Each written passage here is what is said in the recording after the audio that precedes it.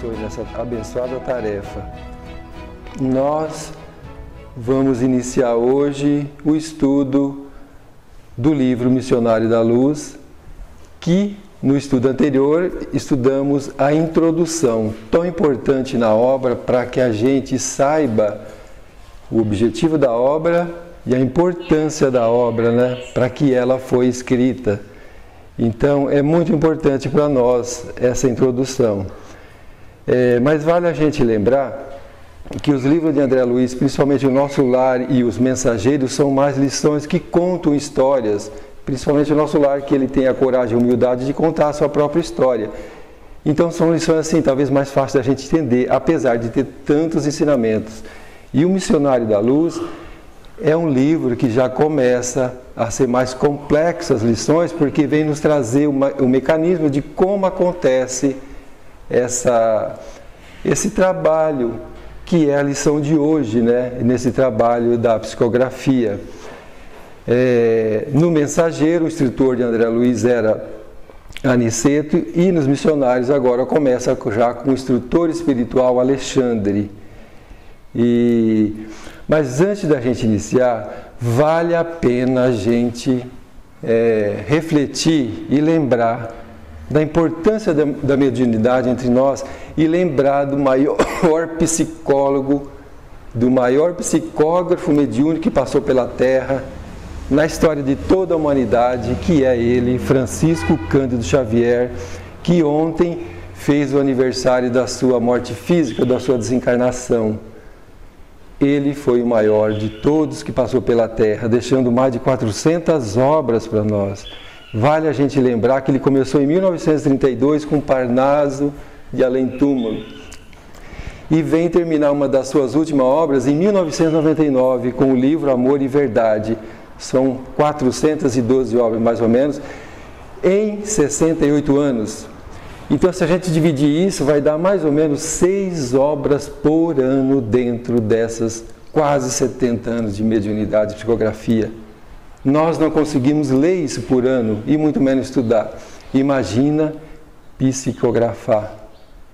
E era um homem comum, trabalhava para se manter e no início até para manter a família, que era numerosa. Trabalhava na caridade e no atendimento fraterno.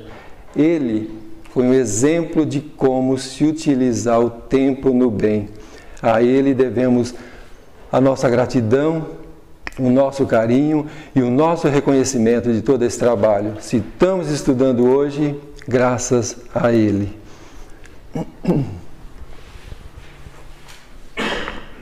E nós gostaríamos também de deixar claro que as lições do Missionário da Luz são mais extensas e mais complexas. Por isso, foi-se resolvido em dividi-las em 2 partes, ou talvez até 3, dependendo da extensão das lições, dos capítulos. A exemplo de hoje, que nós vamos dividir em 2 partes. Nós vamos falar metade hoje e a outra metade na sequência do próximo estudo. Então, esse primeiro capítulo se chama O Psicógrafo. O que é psicógrafo? Psíquico vem da mente e a lição a gente entende que vem do espírito, né? E grafo quer dizer grafia, escrita no manual, no caso aqui. E no livro dos médiuns também Kardec coloca como que pode ser médium escrevente, como igual a psicógrafo. No livro dos médiuns, Kardec diz assim, que a escrita manual é o meio de comunicação mais simples, mais cômodo e o mais completo para nós. E será que é tão simples assim? É isso que nós vamos ver hoje, né? O psicógrafo. André Luiz nos começa dizendo que foi encerrada uma conversação referente aos problemas de intercâmbio. Problemas. Por quê? Porque numa tarefa tão fácil assim. Nesse intercâmbio com os habitantes da esfera carnal, né? Nessa comunicabilidade entre nós. E o instrutor Alexandre, que desempenha elevadas funções em nosso plano, André Luiz disse, no plano espiritual, dirigiu-me a palavra gentilmente. Compreendo o seu desejo, André. Se quiser, É um desejo, né? É um livre-arbítrio. Se quiser, poderá acompanhar-me no nosso núcleo em momento oportuno. Assim que tiver oportunidade, você pode nos acompanhar nesse trabalho. E seja feita a sua vontade, né? Mas André Luiz, o que ele responde? Sim, a questão mediúnica é fascinante. O que é fascinante, né? É encantado, né? É deslumbrado. E seria como uma criança desejando tanto alguma coisa, um doce, e alguém desse um doce e pulava de alegria. Assim, mais ou menos, estava André Luiz nessa felicidade de participar dessa tarefa como aprendizado para ele e, logicamente, para todos nós. Mas quando ele fala que a questão mediúnica é fascinante, Alexandre faz uma ponderação ali. Ele diz assim: de fato é fascinante para quem lhe examine os ascendentes morais. Quando isso se beneficia a todos, né? Então não é só uma curiosidade, tem que ter um fundo moral ali, para que realmente a gente pode entender como fascinante isso aí. Então, ele diz que marcou mais tarde, à noite, a minha visita, a visita de André Luiz para o ensinamento prático, alimentando indisfarçável interesse. Então, André Luiz tinha um interesse muito grande de mais esse aprendizado, né? E surge a oportunidade, né? E ele diz assim, olha, vali-me da prestigiosa influência para ingressar no espaço de um velho salão onde Alexandre desempenha atribuições de chefia, como um dirigente ali espiritual que estava sob a sua responsabilidade, né, nessa reunião que havia nessa casa. Para a gente também entender melhor, esse trabalho, essa visita é numa casa espírita, é num centro espírita, onde haveria ali uma sessão mediúnica. E é interessante a gente salientar que nós vamos estudar mais hoje, necessariamente, a preleção, a preparação para essa tarefa. E a gente vai entender que toda tarefa, como é importante a preparação. Até o livro tem uma introdução para a gente estudar, para a gente entender melhor o objetivo da obra. E é isso que André Luiz vem fazer e serve para todos nós como é importante essa preparação. E então ele diz assim, ele descreve o que estava acontecendo nesse centro espírita, nessa casa espírita, onde haveria essa sessão mediúnica. E quando ele chega, ele vê que dezenas de cadeiras dispostas em fila, todas as cadeiras organizadas, como é comum nas casas espíritas, né? Como uma sala de aula, porque é aprendizado. Somente 18 cadeiras estavam ocupadas por espíritos encarnados, por pessoas que a gente enxerga fisicamente, como estamos vendo aqui agora. Autênticas pessoas. Ademais, as cadeiras atendiam a massa invisível aos olhos do plano físico. Nós nunca estamos sozinhos aqui, com certeza, né? E então, ele diz assim, grande assembleias de almas sofredoras, público extenso e necessitado. Ninguém estava ali para curiosidade ou por acaso, por uma necessidade nessa tarefa, né?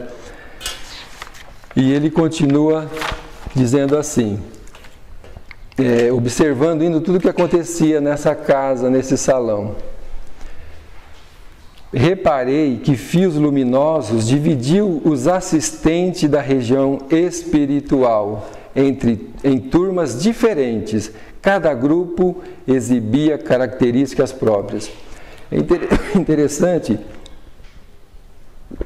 essa colocação que ele faz, porque ele fala assim que os trabalhadores se dividiam em grupo.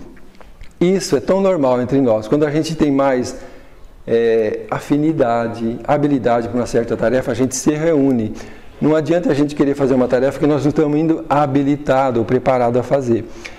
Então, quem se reúne, por exemplo, trabalhar na música, o grupo se reúne no teatro, no atendimento fraterno. E assim, esses grupos trabalhando vai completar todas as necessidades de uma casa ou entre as casas, né? Então, cada um fazendo a sua parte. mas fazendo naquilo que tem afinidade e que gosta de fazer. Dá para a gente entender isso aí, que ele se dividia em grupo. Em torno das zonas de acesso postavam-se corpos de guarda. O que quer dizer isso? A proteção da casa. Por quê? Porque ali não entrava qualquer espírito. Era necessária uma seleção para que houvesse esse ambiente propício para essas tarefas, porque senão viraria uma desordem. Então veja bem que havia essa proteção de guardas ali para que não entrasse todos. E ele vai explicar por quê. Olha, esses corpos de guarda, e compreendi pelo vozeiro do exterior, que também ali a entrada dos desencarnados obedecia a controle significativo. As entidades necessitadas, admitidas no exterior, mantinham discrição e silêncio, equilíbrio. Veja a diferença de quem estava dentro e quem estava fora. Ele diz que lá fora se ouvia aquele vozeiro, né, aquele tumulto, vozerio, e dentro um silêncio, um equilíbrio, um desejo de aprender e de se tratar. É uma seleção ali, né? André Luiz fala assim: entrei cauteloso. Isso é caridade. Entrou como se fosse de ponta de pé para que ninguém visse ele chegar, até para não tirar a concentração dos que estavam ali. Isso é extremamente importante para nós, né? Entrei cauteloso sem despertar atenção na assembleia que eu via. Emocionadamente, a palavra generosa e edificante de operoso instrutor da casa. Ali, então, ele estava fazendo essa preleção, esse comentário evangélico antes dessa sessão mediúnica. Muitíssimo importante para esse preparo, né? Grande número de cooperadores velavam atentos. Velar o que é? Estar vigilantes, atentos, né, nesse trabalho. E enquanto o devotado mentor falava com o coração nas palavras, sentimento, às vezes vale muito mais do que regra, do que técnica, né? O sentimento. Era o que ele fazia. Ele, olha, o devotado mentor falava com o coração nas palavras.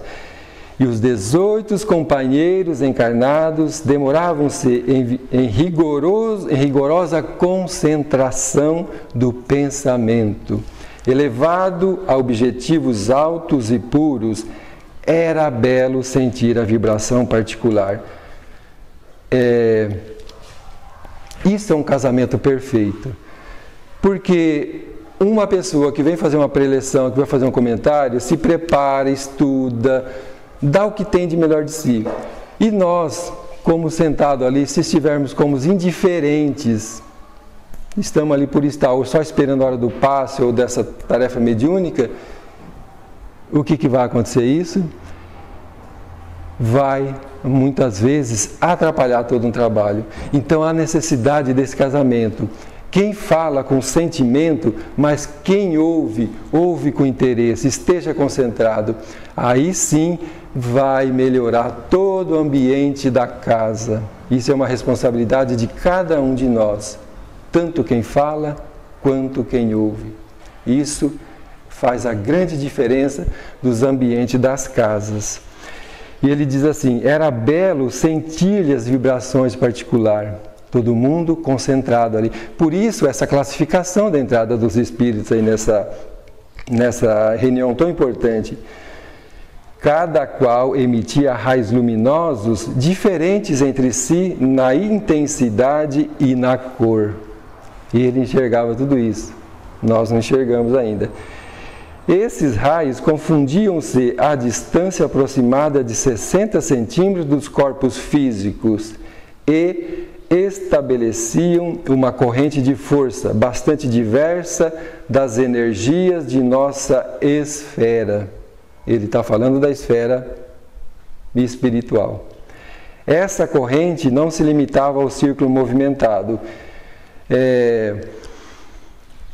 Ele enxerga o que está acontecendo na casa, tanto de quem fala e quem está ouvindo. Nessa concentração, a pessoa doa suas energias, participa, e isso melhora, como já dissemos, todo o ambiente da casa.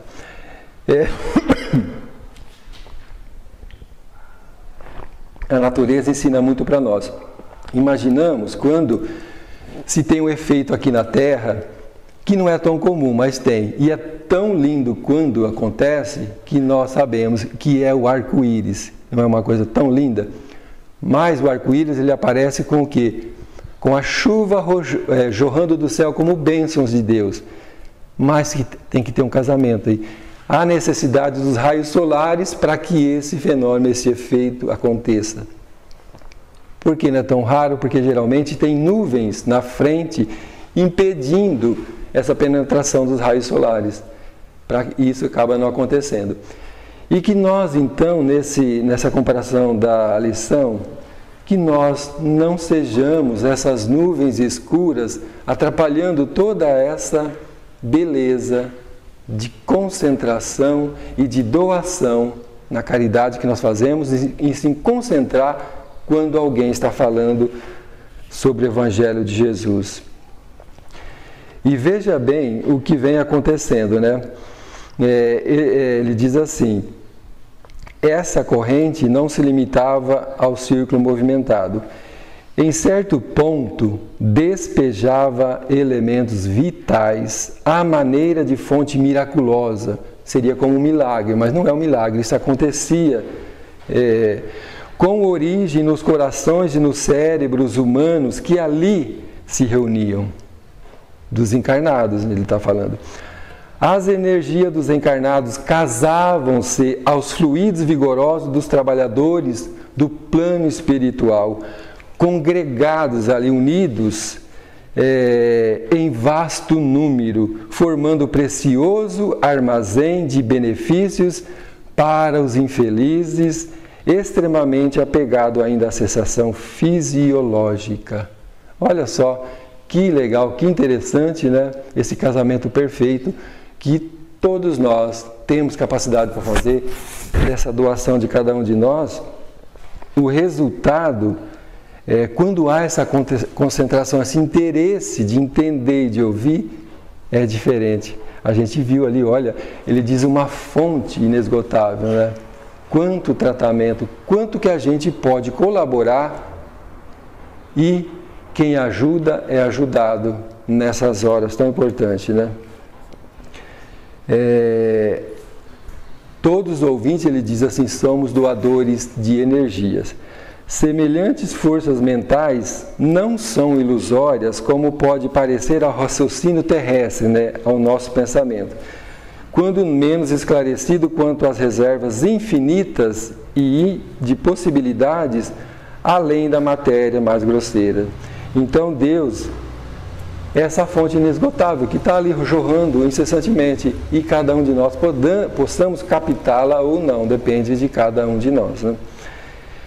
Detinha-me na observação dos valores novos de meu aprendizado. Quando o meu amigo, né, o Alexandre, instrutor espiritual, terminada a dissertação consoladora, me solicitou a presença nos serviços mediúnicos. Até aqui foi então essa preparação da tarefa mediúnica. Agora que André Luiz vai ser convidado para entrar propriamente nessa tarefa mediúnica, que nós vamos falar muito pouco. Como foi repartido em duas partes, será falado no próximo estudo, né? Demonstrando interesse no aproveitamento integral do tempo, foi muito comedido às saudações. Não podemos perder um minuto. Então não tinha tempo nem para ficar com muitas delongas aí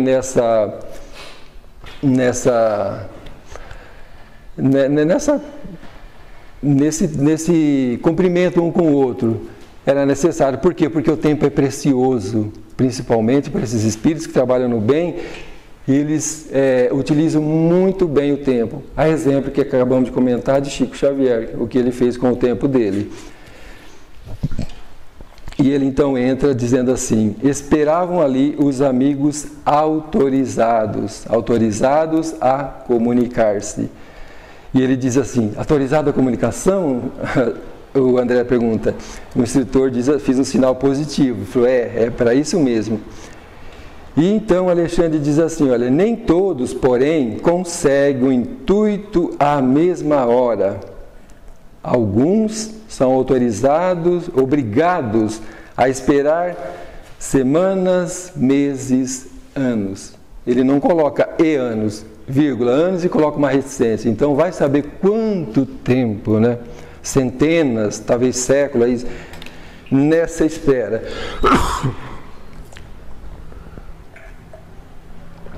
Vale a gente pegar alguns exemplos que passou aqui pela Terra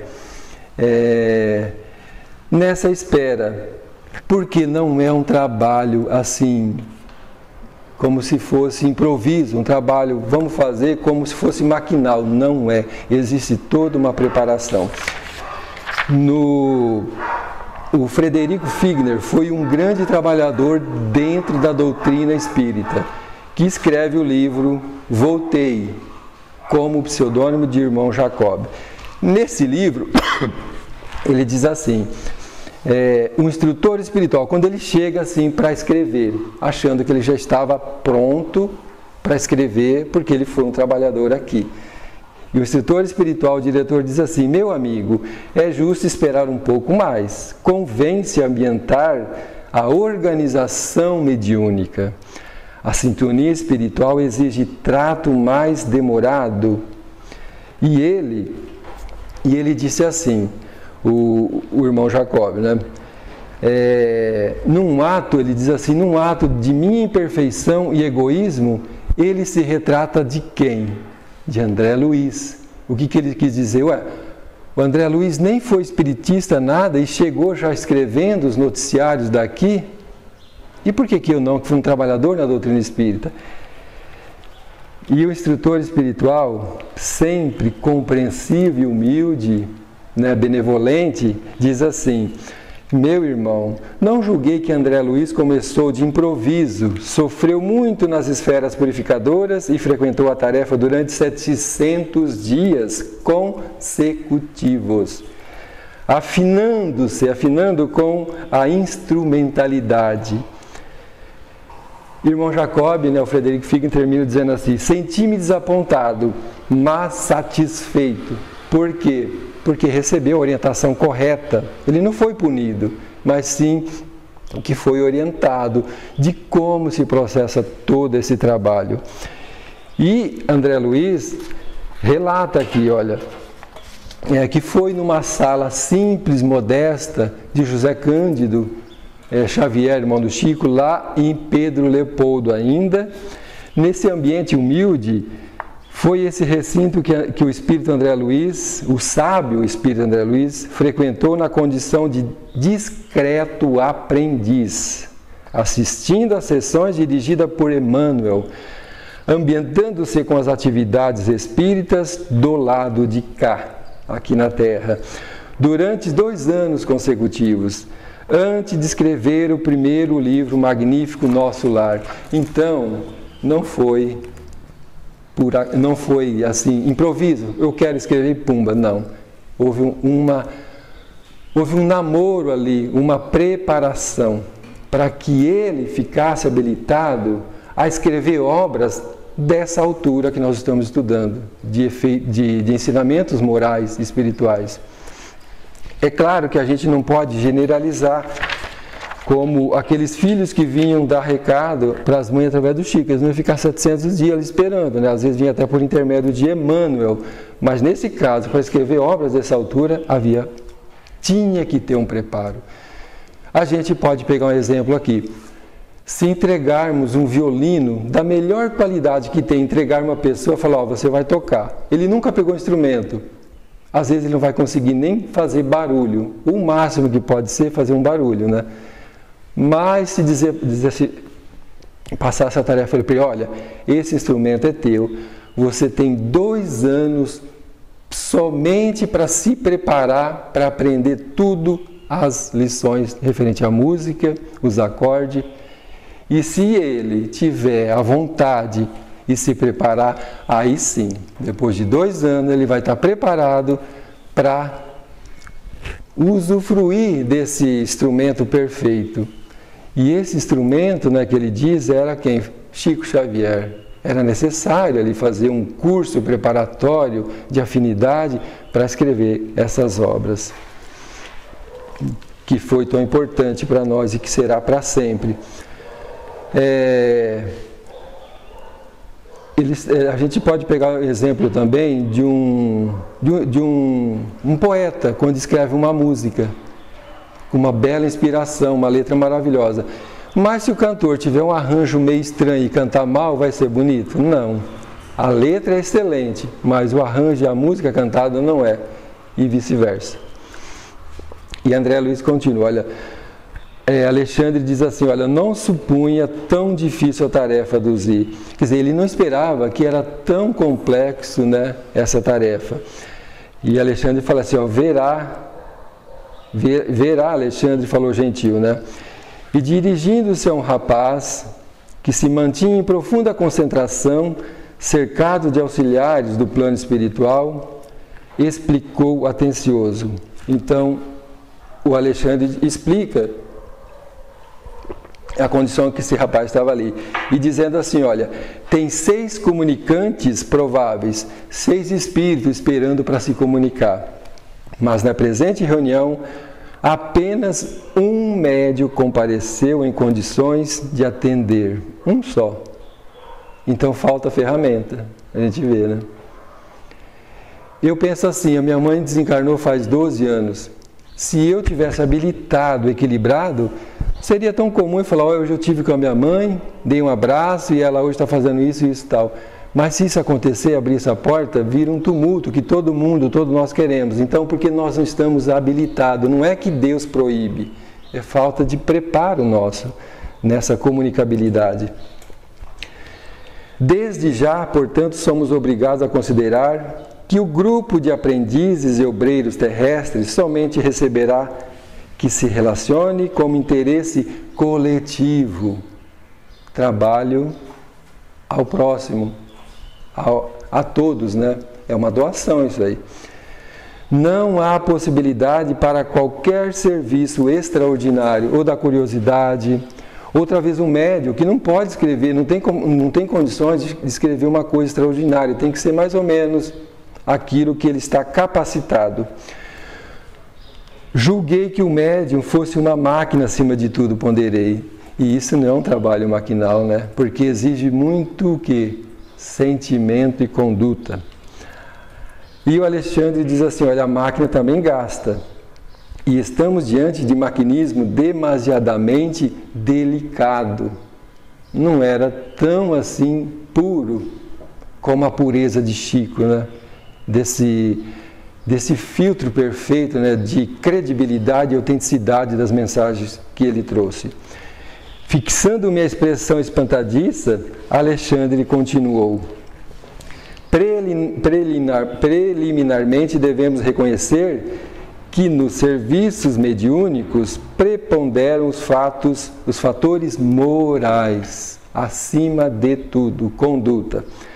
Nesse momento, o médium, para ser fiel ao mandato superior, necessita clareza e serenidade como espelho cristalino de um lago. De outro modo, as ondas de inquietude perturbariam a projeção de nossa espiritualidade sobre a matéria terrena, como as águas revoltas não refletem as imagens sublimes da natureza ambiente. Olha o exemplo tão perfeito que ele dá aqui. Se nós olhamos num lago, num rio, que a água está serenamente parada, equilibrada ali, ela se forma como um espelho, reflete tudo o que é à volta dela, a natureza, as plantas, as árvores, né? As margens do rio, que é tão bonita, e reflete o céu. Perfeita a imagem, quando está paradinha ali. À noite, a gente vê em foto, né? Como é lindo, né? O espelho d'água refletindo a lua, as estrelas. É uma cópia autêntica do céu ou da natureza, mas a água tem que estar paradinha. Se há uma turbulência na água, uma movimentação, uma agitação ali, o que nós vamos enxergar? Alguma coisa. Mas que nessas imagens a gente não tem definição nenhuma. seja o céu, seja a natureza. Você vê alguns relances de luz, algum verde da paisagem, mas você não dá para definir que imagem que é. Assim, é esse intercâmbio, né? O médium tem que estar sereno, como essas águas que ele está dizendo. Isso não é num dia, é um preparo constante na conduta do médium nesse caso. Indicando o médium, prosseguiu o orientador com voz firme, falando desse médium, né? Este irmão não é um simples aparelho, não é uma máquina que chegou e ligou um botão e faz, né? Um espírito deve ser tão livre quanto o nosso, que é o livre-arbítrio que todos nós temos, a fim de prestar ao intercâmbio desejado. Precisa renunciar a si mesmo com abnegação e humildade, primeiros fatores na obtenção de acesso à permuta com as regiões elevadas. Alexandre dá uma receita aqui para nós, um receituário, é um manual para quem quer ser um médium perfeito, né? Para quem quer ser um médium bom, não perfeito. Necessita calar para que outros falem. Chico tinha essa humildade. Quando recebia as comunicações, não queria impor a vontade dele, como militar aí de se esquivar. Não, ele ouvia. Ele era um filtro. É bom, passava. Isso é difícil. Necessita calar para que os outros falem. Dar de si próprio para que os outros recebam. Em suma, ou seja, em resumo, deve servir de ponte, interligação, onde se encontram interesses diferentes. Sem essa compreensão consciente do espírito de serviço, não poderia atender aos propósitos edificantes. Pode até receber, mas aquilo que acabamos de dar o exemplo da água, recebe umas coisas que não tem às vezes nem nexo. Naturalmente é responsável pela manutenção dos recursos interiores, tais como a tolerância, a humildade, a disposição fraterna, a paciência, o amor cristão. Isso é básico. É fácil? A gente vê por aí que não é fácil, né? Para se manter nessas condições, para que quem quer essa mediunidade seja essa ferramenta afinada. Todavia, precisamos cooperar no sentido de manter os estímulos na natureza exterior. Porque, se o companheiro não tem pão nem paz relativa, se lhe falta assistência nas aquisições mais simples, não poderemos exigir-lhe a colaboração.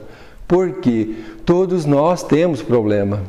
O Chico não tinha? Era tudo maravilha para ele? Não, ele tinha família, trabalhava, era um homem comum. Mas ele recebia o amparo pela vontade e pela disciplina de conduta que ele tinha. E é isso que Alexandre vem dizer assim: nas responsabilidades, portanto, estão conjugadas nos mínimos detalhes a tarefa de cumprir. A assistência vem quando nós somos meritórios disso aí, merecemos isso aí. Mas há de ter, faça a sua parte, que o céu fará o resto para você. Raiando-me a ideia de que o médium deveria esperar satisfeito a compensação divina, Alexandre ponderou: consideremos, contudo, meu amigo, que ainda nos encontramos em trabalho incompleto. A questão virá de salário depois. Agora a gente termina aqui e essa outra metade da lição será no próximo estudo para a gente entender melhor essa lição repartindo em duas. Eu acho que vale a pena a gente comentar o seguinte: está falando aqui de mediunidade. Psicografia é mediunidade. Todos nós temos esse amparo, cada um de nós tem um espírito protetor, um guia, um anjo da guarda que chamamos, para que quando nós necessitamos ele está presente. Temos muitas assistências, quando fazemos o bem. Mas o problema da terra sempre tem, mas nós temos assistência. Temos que ser perseverantes, mas teremos sempre ajuda. Sacrifício por amor, podemos até entender mediunidade nesse caso. Mediunidade é servir de ponte, como o próprio Alexandre diz aqui. A doutrina espírita nos explica que todos nós temos mediunidade, todos nós temos. Somos influenciados pelos espíritos mais do que possamos imaginar. Isso todos nós sabemos. E partindo de uma frase de Emmanuel, quando ele diz assim, olha, o homem sem a inspiração divina não teria nada de bom para apresentar. Então tudo que nós fazemos que é de bom é por inspiração divina, é através de Deus. Então a mediunidade, na doutrina espírita é dado esse nome, em outras religiões outro nome. É necessário, ela é tão importante para nós, que se não fosse ela, nós estaríamos totalmente isolados aqui. Então tudo que nós fazemos de bom, tudo é por inspiração, e inspiração é mediunidade. Vale a gente refletir nessa parte, porque senão nós estaríamos isolados de tudo e de todos. E isso não é, porque senão nós estaríamos lá vivendo ainda no homem da caverna. Deus é generoso, que sempre nos permite essa comunicabilidade lá para cá. Se Moisés recebeu os 10 mandamentos, foi através do quê? Mediunidade. Muita paz e que os estudos sirvam de lição para todos nós.